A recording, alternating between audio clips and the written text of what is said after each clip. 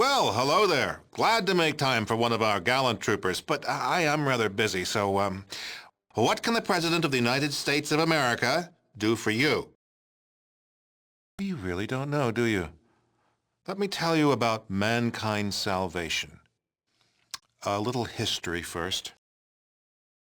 Simple. Navarro is an isolated base. Our vertebrates have a limited range. They refuel there. A little history.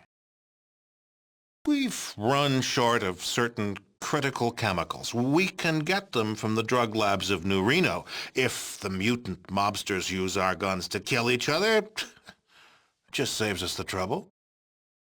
A little history. There was a great war, long before we were born. Our gallant soldiers fought from the Yukon to the Yangtze. We were winning, too, and then those damn Reds launched. We barely got our birds up. Well, no, it didn't. But at least it knocked the damn Red Menace back into the Stone Age.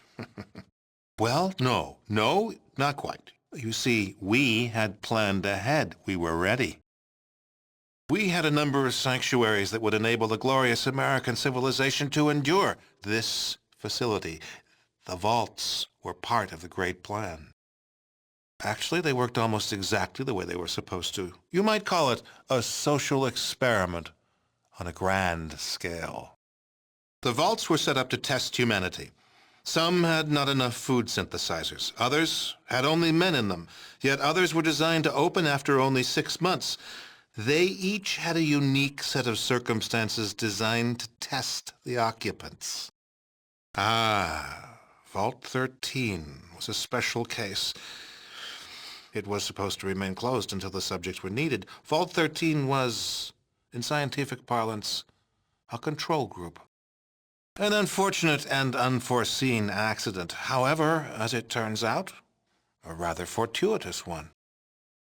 As it turns out, we needed test subjects from untainted pre-war human stock, your ancestors in Vault 13, and some freshly mutated stock, the villagers from Arroyo. For the project, it's almost ready. Humanity's salvation is almost at hand, and the United States of America will be the progenitor of that rebirth. The only way for true humans and democracy to be safe is to cleanse the mutants from the globe. We humans will take back that which is rightfully ours. We found a research facility in operational shape about 70 years ago, a former military base that had been used to research a special virus. Yes, the FEV virus. It was originally developed to turn soldiers into super warriors, but it failed. The warriors were tough and strong, but far too stupid. However, our brilliant chemical core altered it to turn it into a staggeringly effective killer.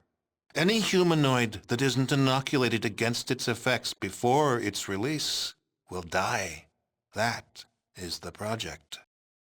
No, that's humanity's last, best hope. That's what we've been working towards all these years.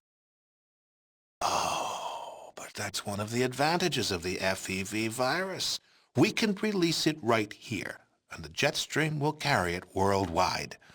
It'll have plenty of time to cleanse every nook and cranny of the globe. Test subjects? Your villagers are all descended from Vault stock, and we had to make sure that the FEV toxin was still effective. The subjects from Vault 13 test that, and an inoculation against the FEV. It's hardly necessary. I'm sure we could, and it would work, but there's no reason to do so. Never. Part of the President's job is to make the tough decisions. A lot of near-humans will sacrifice their lives for the return of humanity. Humans will prevail. Oh, I don't relish this decision. If there was another way... But there isn't. No price is too high for the survival of the human race. If you were human, you'd feel the same way. Yes, I do. Even killing me won't help you. There's nothing you can do to stop the release.